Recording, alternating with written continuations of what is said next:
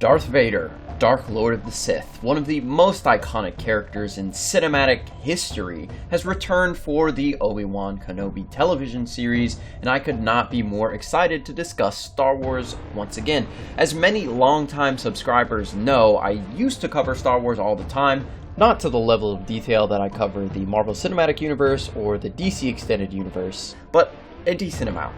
I have made videos on Ahsoka, Darth Maul, Mace Windu, Boba Fett, and even the High Republic, which are just novels, not nearly as popular as the television series or the films. So I'm a massive fan.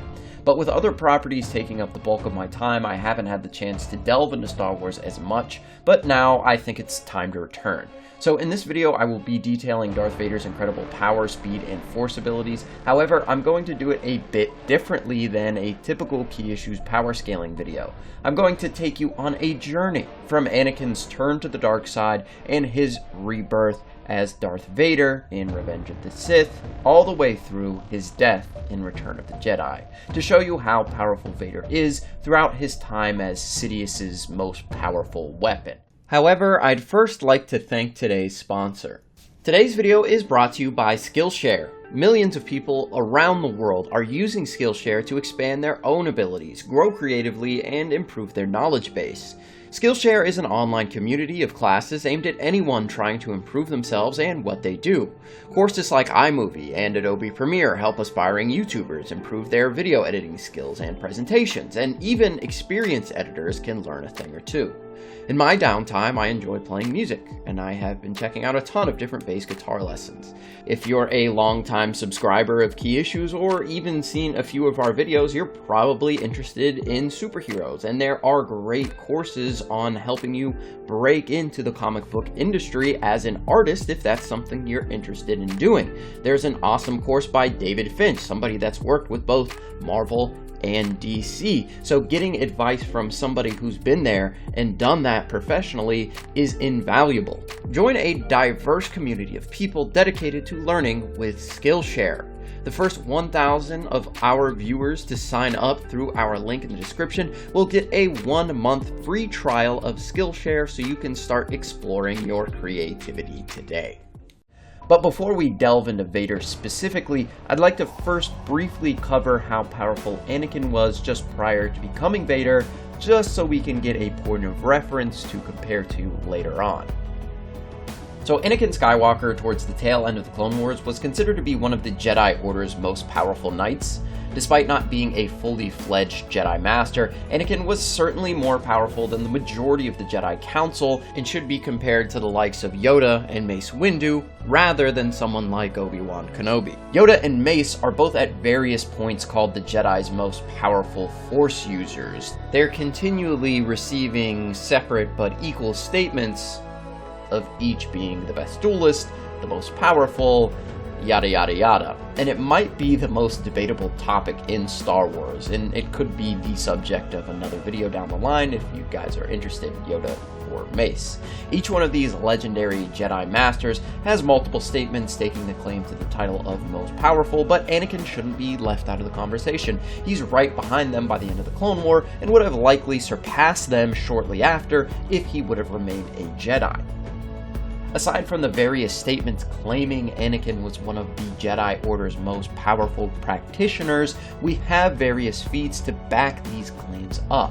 Most important being his defeat of Count Dooku, a character who would regularly beat down Jedi Masters like Obi-Wan, and lesser Masters actually stood no chance against him. You might assume this was only because of the Count's legendary status as a peerless duelist, but his force ability was not to be taken lightly either. He trounced every opponent he faced in one-on-one combat, with only a few exceptions, those being a dark side amped Quinlan Vos, Yoda, Mace Windu, and Anakin Skywalker. Yoda and Anakin are both stated to have easily defeated Dooku, and Dooku himself admitted that he had no chance to defeat Mace Windu, showing us that there were levels to this, and Anakin was always moving ever closer to these two shining beacons of the Jedi Order. And while he was in the conversation, I don't think he was there quite yet, as Anakin did tap into the uncontrolled power of the dark side to defeat Dooku, much like Quinlan Vos had to do. Although Sidious did claim that Anakin was far younger, and more powerful than the Count, so he may not have needed to resort to tapping into the dark power to even defeat the former Jedi, Count Dooku. So that's sort of left up to interpretation a bit, but I think it's most consistent that Anakin is 1B to Yoda and Mace's 1A, if that makes sense.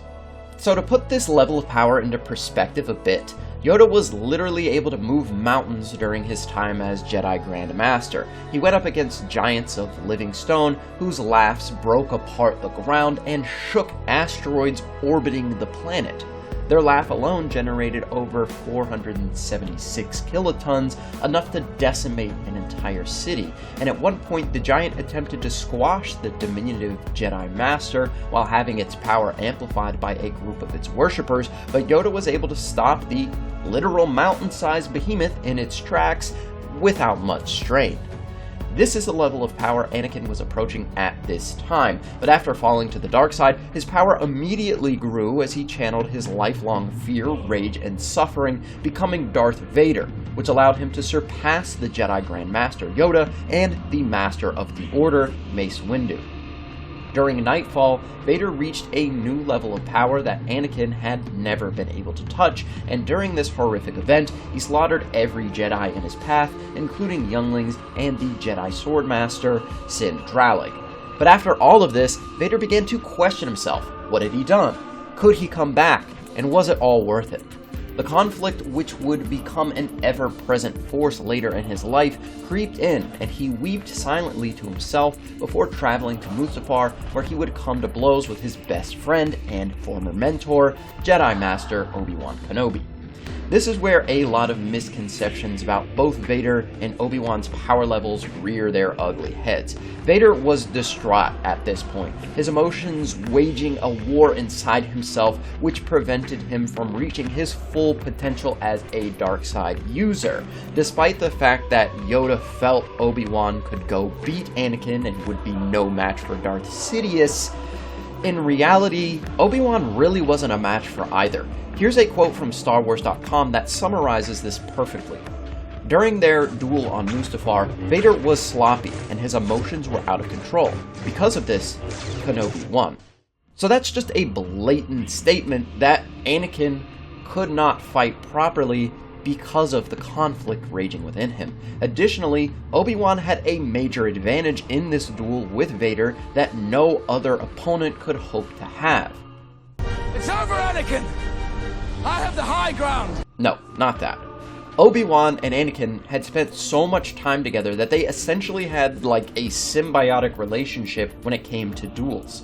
Obi-Wan knew Anakin so well that he could anticipate his moves much more easily than anyone else ever could have. Despite being a worse duelist than Sindralig or Count Dooku, Obi-Wan was able to hold his own in this duel due to his intimate knowledge of his former Padawan's abilities.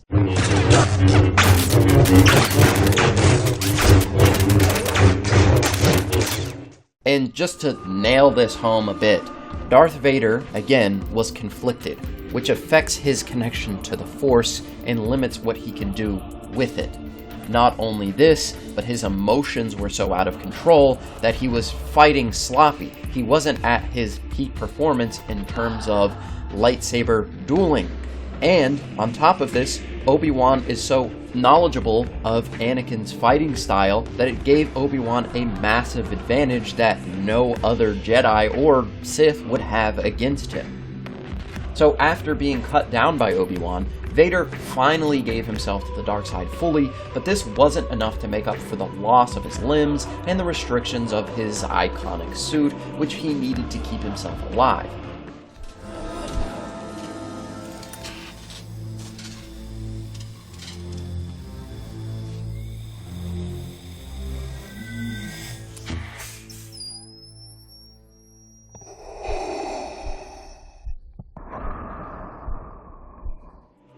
This new suit nerfed him significantly while he struggled to become used to his new lumbering body. He would have to dial into the dark side and adjust his fighting style, building himself back up from his now lowest point. His first test in this new suit was against Kirak Infila, a legendary Jedi Master whose only purpose within the Order was to fight. We never saw him prior to this because he took the bearish vow and distanced himself from the Jedi Order, but he spent every waking minute training, as long as he wasn't assisting the locals. Kirak is not only stated to be the most powerful Jedi that Vader had ever faced, but was also equal in force power to Darth Vader at this time. So this was Vader's ultimate test. As author Charles Soule says, "I want Vader to have an incredible Jedi fight with somebody who feels worthwhile for him. You want it to seem mythological and incredible and live up to some of the stuff we've seen." And Kirak delivered. Vader got his ass kicked in their first fight, and was even losing the second, being forced to threaten innocents to gain the upper hand. So Vader very nearly lost his life in his first fight in his new suit, but keep in mind, his new suit was a major disadvantage at this time, limiting his movement, forcing him to retool his fighting style. Here's another quote from Charles Soule. "He's in a suit that he doesn't know how to use yet, and he doesn't have a weapon. This is a guy who just doesn't know. He's in this machine that he doesn't know how to work yet. It's like he's playing an instrument that he's just started to learn." Not to mention, Vader was lightsaberless at this time, which limited his abilities even further. It's not a widely known fact, but Jedi and Sith's kyber crystals resonate with them. Here's another quote, this coming from a Star Wars guidebook. "Some non-sentient creatures, plants, and minerals in nature are also strong in the Force. The lightsaber, a weapon of a Jedi, contains a kyber crystal that is attuned to the Force and connects to its wielder on a deeply personal level. It is an extension of each Jedi's Force awareness and helps them find their center in combat or meditation." So while Vader barely escaped his battle with Kirak, being forced to use tricks just to have a chance, he was weaker than he had been in years, but he accomplished his goal of obtaining a new kyber crystal, Kirak's. But it wouldn't become his until he bled it, by pouring all of his dark emotions into it, perverting the Jedi Master's pure crystal into one the Sith Lord could call his own. Vader would spend the next months training under Darth Sidious, learning to master the dark side and his new suit.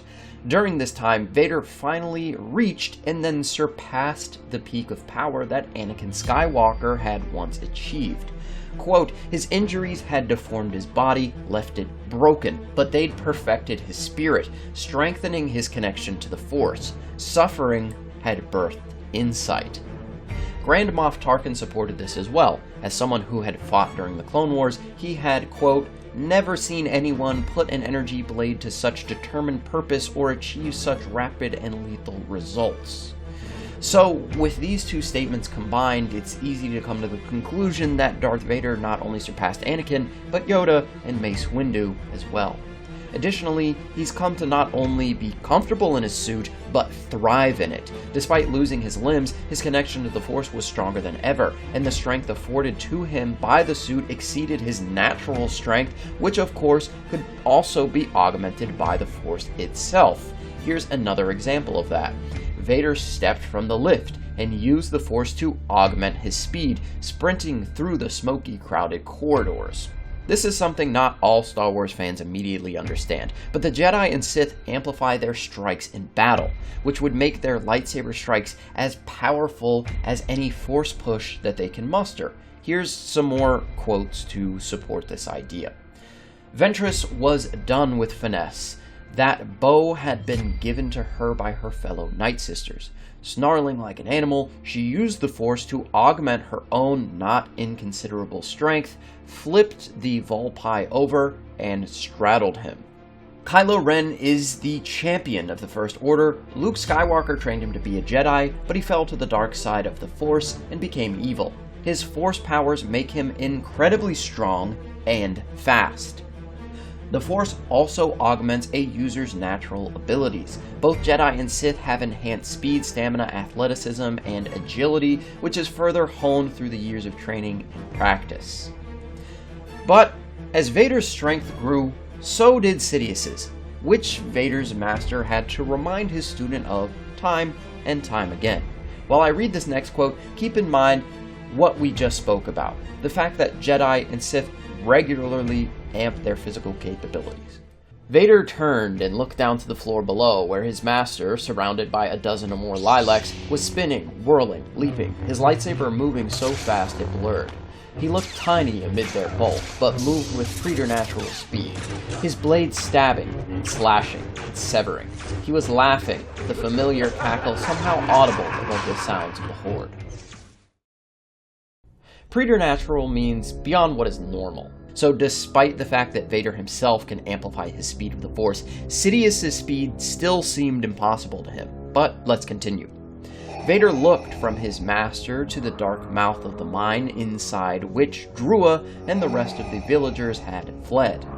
He felt the Emperor's eyes on him, the intensity of the gaze, the weight of his expectations, and Vader knew that the day's events had only been half about depleting a rebel movement before it could grow.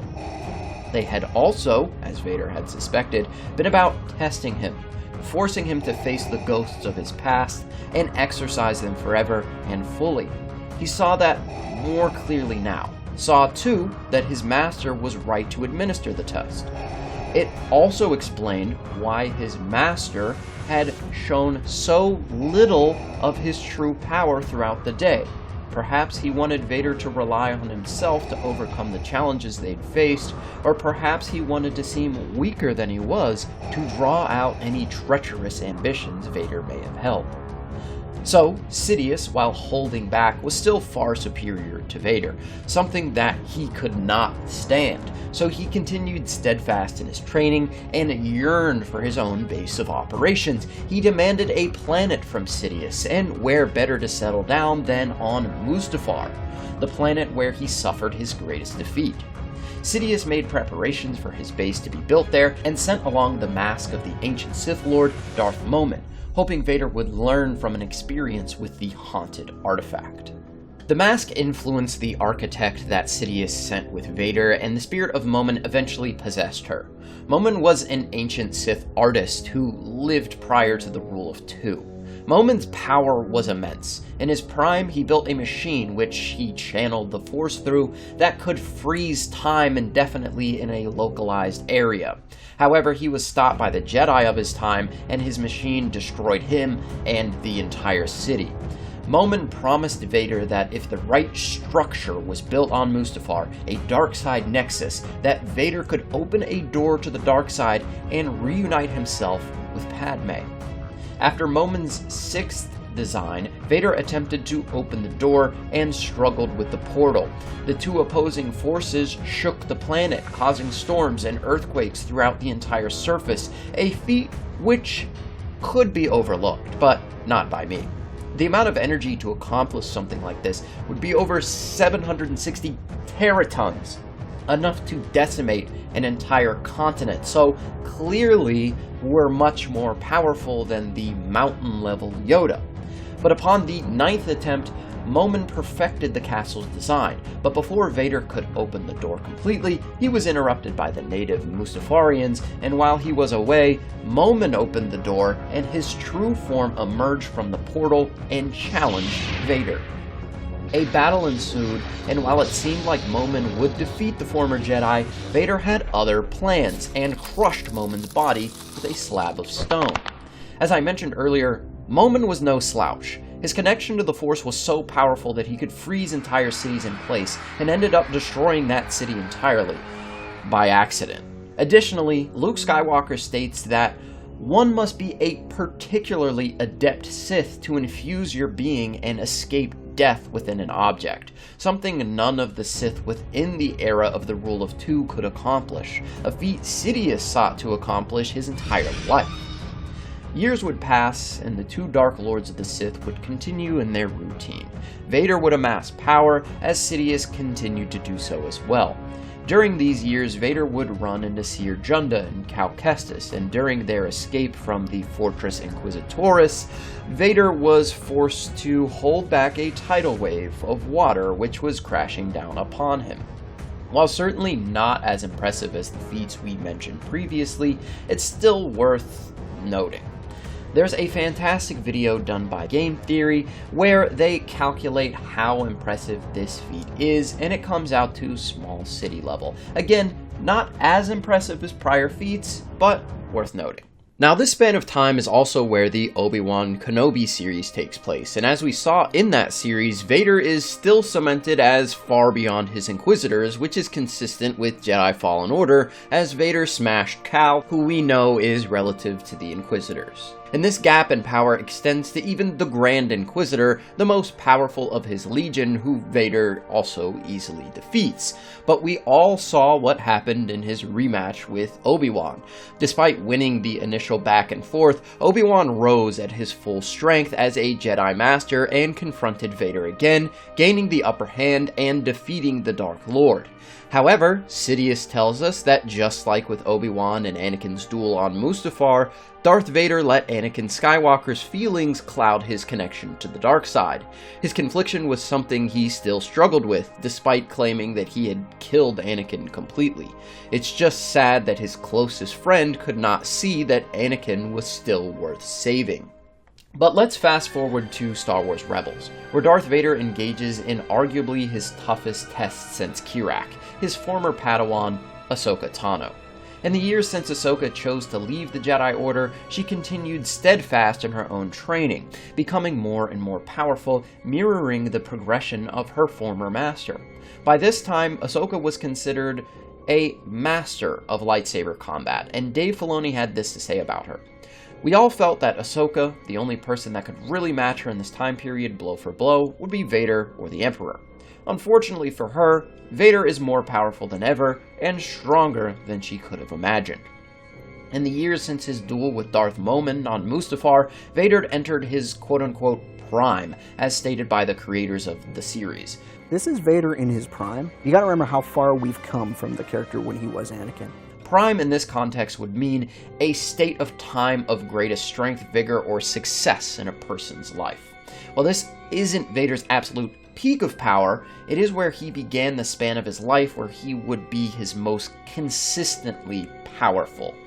So, during his prime, he could have multiple peaks of power. A prime isn't necessarily just a constant peak, if that makes sense. And while Ahsoka doesn't go down without a fight, Darth Vader is pretty easily batting her around the battlefield, matching each attack and keeping her on the back foot the entire duel. Keep in mind that Ahsoka is considered a master of lightsaber combat, but Vader is able to outduel her with every strike.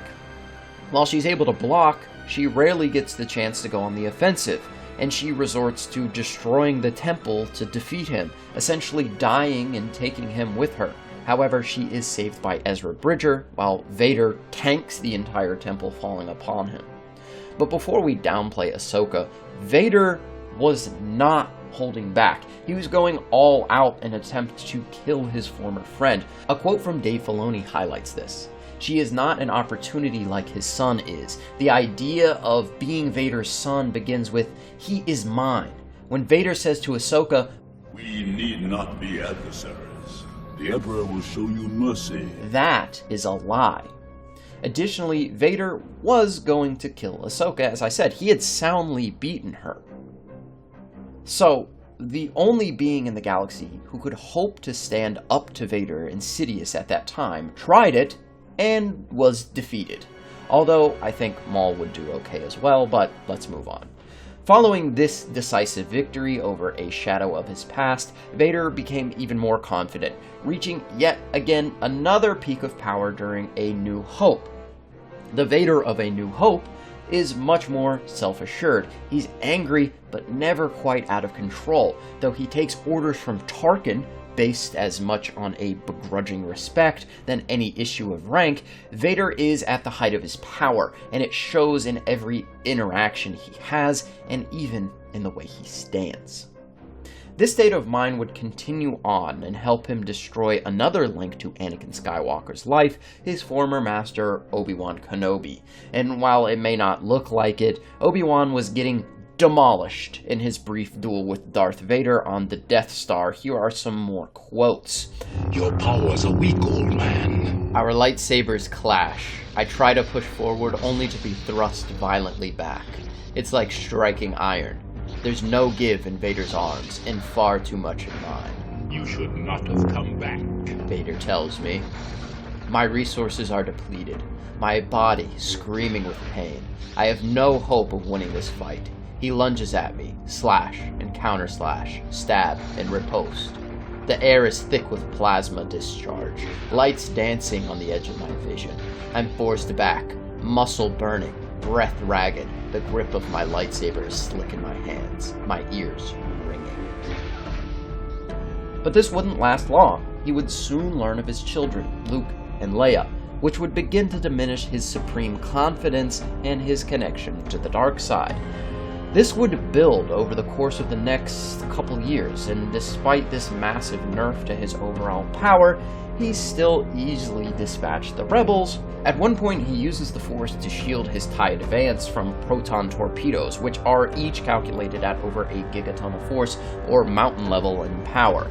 He can even deflect starship fire with his lightsaber, something nearly impossible for most. And to tie all this back to Anakin, who was mountain level, a character in the High Republic called Loden Greatstorm, one of the most powerful Jedi at that time, could hold up a mountain. But when he went to deflect starship fire, it took pretty much everything he had to do so. And he claims that he probably couldn't do it again. While the feat we do see of Vader doing it in a comic isn't as detailed as a novel would be, it seems pretty casual for Vader to do so. So this just highlights how much more powerful he's really become. So once Darth Vader comes face to face with his son, Luke Skywalker, Vader is convinced that he and Luke could overthrow Sidious and does his best to convince the young Jedi to turn to the dark side. Vader is toying with Luke, showing him just how powerful the dark side is, but despite his best efforts, he was unable to sway Luke to his side. Of course, Vader's master sensed this shift in his apprentice, which was something Sidious would not stand for. So following Vader's duel with Luke, Sidious was forced to remind him who the master was by completely humiliating him in combat. Sidious then forbade Vader from using the Force and tasked him with letting go of Anakin Skywalker's past and to reconnect fully to the dark side of the Force. He tore Vader limb from limb, dropped him off on the shores of Mustafar, and basically said, "Good luck, rebuild yourself, and don't use the Force or I'll know, and I'll come back, and I'll kill you." Not only this, but Sidious sent his best assassin after Vader to truly test him, and keep in mind, Vader couldn't use the Force. This assassin was Ochi of Besoon, who you might recognize from The Rise of Skywalker. His backstory is built up a lot more off-screen in various novels, and we learn that he was a master assassin during the time of the Clone Wars, and would regularly assassinate Jedi, even Jedi Masters. So this is a true test for Vader, despite the fact that Ochi doesn't have any Force abilities, but keep in mind, Vader's not allowed to use the Force either, so it's even more of a disadvantage. So he battled his way through Mustafar, rebuilt himself, obtained one of the two Wayfinders which charted the path to Exegol, and he set his sights there, intending to show Sidious just how much more powerful this test had made him. Outside of the Red Nexus, which protected Exegol, Vader encountered a subspecies of Summa Veraminoth, which had unparalleled mind-altering powers which could easily break the minds of the weak. But Vader persevered through his worst nightmares, where he saw Luke striking him down and becoming Sidious's new right hand. Vader was able to dominate the mind of the powerful creature and rode atop it to Exegol, with the intention of confronting Sidious on the cursed Sith planet. At this point, I consider Vader to be at his most powerful ever. This is the ultimate peak. He had just received the ass-whooping of all ass-whoopings by his master, Darth Sidious, a being who Vader knew intimately, but through his struggles, reconnected to the dark side, receiving power like he never felt before. So much power that he felt confident in taking on Sidious, despite the fact that just prior to this, he was convinced he could not hope to stand up to the Dark Lord without Luke. So this is how confident Vader is in his newfound power, and why I believe he is at his peak. So he rode atop his new thrall and attacked Sidious.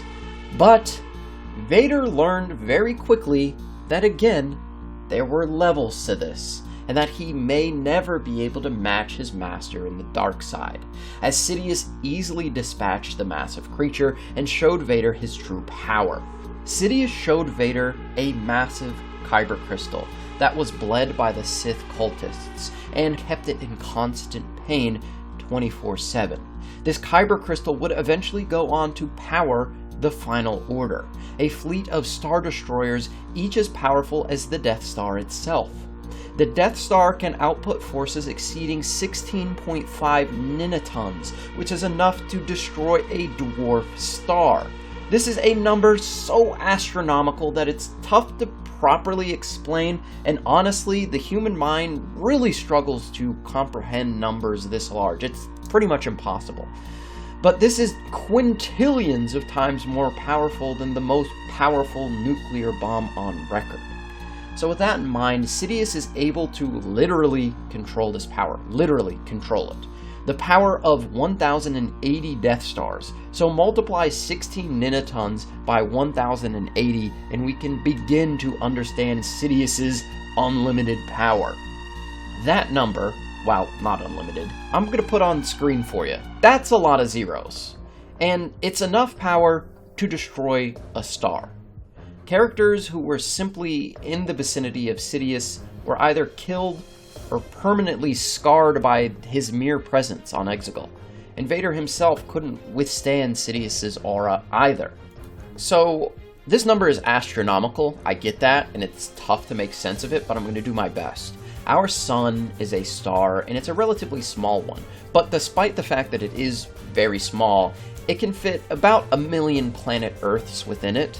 So trying to visualize that, I think, makes a bit more sense when we're trying to get the scope of this unbelievable power. So I want to be clear here that Sidious does not have the ability to shatter stars in canon. This is because he doesn't have the destructive capacity to do so, and why he has the Final Order as well as the Death Star. Destructive capacity means his range with the Force does not extend wide enough to engulf a star.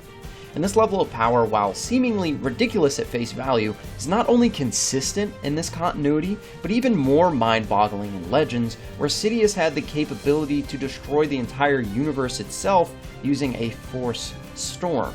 So Canon Sidious having star-obliterating attack potency while lacking the destructive capacity for such a feat is really nothing compared to Star Wars Legends. But how does this relate to Darth Vader? Well, Vader is often called the most powerful weapon of the Empire, and if we want to take this statement literally, as we've just discussed how Sidious is far beyond the Death Star, being as powerful as 1,000 Death Stars, it would not be hyperbole to say Darth Vader is stronger than the Death Star itself, while lacking the ability to actually force crush planetary bodies. Think of it this way. Imagine a wall, but it's made out of a magical material that is somehow as durable as a dwarf star. Vader at his peak power would be able to break through that very, very durable dwarf star level wall. Concerning the feats much lower than this that we've already discussed, like Yoda's mountain level feats, first, the original trilogy Force users, Sidious and Vader, are much stronger than the prequel trilogy era. Both Sidious and Vader are constantly strengthening their connection to the literal unlimited power of the Force and working to harness that power via their connections to it. And while Yoda's best calculable Force feat is far weaker than Vader and Sidious at this point, he is likely stronger than mountain level, but there's simply not enough evidence to give you a solid number or to scale Yoda any higher than that. So keeping in mind that these feats are likely lowballs for the prequel trilogy era Jedi and Sith, as well as the fact that both Darth Vader and Darth Sidious are constantly becoming stronger, it's easy to see the progression once it's all laid out. Following Sidious's impressive show of strength, Vader realized again that he could not face Sidious alone and fell back in line. He He would go on to ignore Sidious's wishes to let go of the past and explore Anakin's history alongside Padme's handmaiden, Sabe, which slowly chipped away at his connection to the dark side yet again as the conflict began to creep in more and more. This was acknowledged by Luke Skywalker during the events of Return of the Jedi, but despite his conflict and now permanently diminished connection to the Force, Vader was still able to battle his son, who by this point had arisen to the rank of Jedi Knight and needed to tap into his own rage to best his conflicted and nerfed father. Darth Vader would then return to the light side, emerge as Anakin Skywalker once again, and toss Sidious to his death, tanking the Sith Lord's lightning the entire way. This lightning being the most powerful ever admitted by the Dark Lord. Assuming he'd be using his full power at this time to prevent his demise, Anakin was able to briefly tank this star-shattering power before ultimately succumbing to the injuries inflicted by his former master. So, now that we've covered Darth Vader's entire journey and power progression, I'd like to briefly mention his skill and hacks abilities. As for speed, I'm just gonna add this in here, since there's no real progression in terms of how fast Vader becomes. There's no point in tracking it from Anakin to peak Vader, because little baby Anakin flying pod racers is pretty relative to how fast peak Vader would be. Pretty much everyone in the Star Wars universe has faster than light reaction speeds. It's just sort of how the verse works. Blaster bolts are lasers, regular people can dodge them. In Light of the Jedi, a non-force sensitive pilot is able to react to an object while flying massively faster than light while in hyperspace.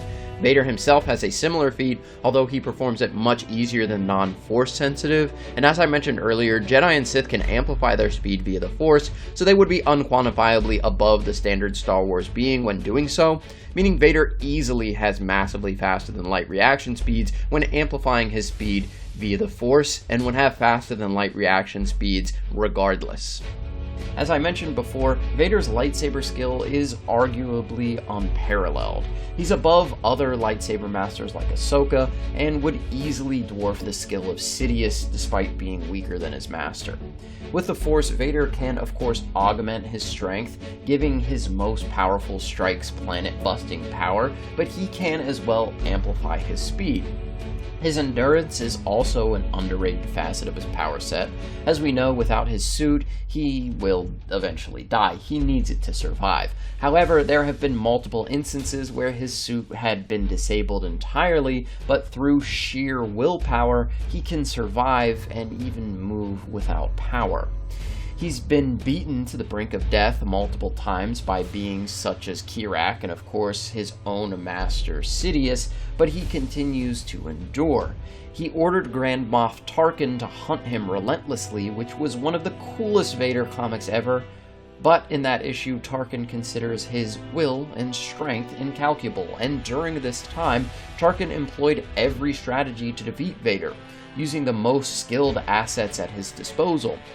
But Vader outsmarted and endured everything Tarkin could throw at him to ultimately achieve victory, showing that he was truly a master tactician as well as a force to be reckoned with. Vader is considered to be a master of the Force as well, using it to push, pull, and crush his enemies, but he can also conjure Force barriers which can protect him from any harm coming his way. His aptitude is so impressive that he can hear someone speak to him through various communication channels and force choke them from across the galaxy. With the Force, he can prevent grenades from exploding and activate enemy grenades while on their person, killing them. He can repair his suit from his bacta tank, perfectly reassemble a statue which had broken into thousands of pieces. He can create air bubbles within the depths of the ocean, beast control formidable monsters that no others could challenge, beast control being something that Anakin was not great at, showing us Vader's continued progression. Vader can induce sleep with the Force, he can read minds, and of course sense the future. He has some limited psychometry, not on the level of Cal Kestis or Quinlan Vos, but like his grandson Ben Solo, he can see the past in a limited capacity, as he could see the entire battle between Luke and Boba Fett. He can deflect blaster bolts without using his lightsaber through the Force, and he might even have Force stasis like his grandson Ben Solo. His mere presence poisons the Force for light side users, and he can amplify this effect to make connecting to the Force nearly impossible.